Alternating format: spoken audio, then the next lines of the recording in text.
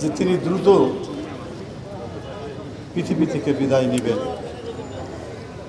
আমার কাছে উনি আত্মীয় হতেন, কিন্তু এত সজ্জন ব্যক্তি, আমি বারবার বলতাম যে আমাকে আপনি বলেন কেন, আমি তো আপনার মানে জুনিয়র, আপনার অনেক জুনিয়র।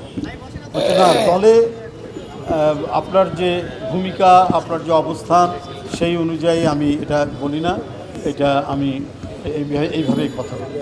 বলছে আপনি আমার তাওয়াই হন সম্পর্কে আপনি কেন মানে এইভাবে বলবেন। তো আমি এই জন্যই কথাটা বললাম যে তার যে সজ্জন এবং বিনয়ী যে মানে কথাবার্তা, সেটা শুধু আমাকে নয়, যারা তার সাথে মিশেছে সবকে মুগ্ধ করার মতো একটি বিষয়।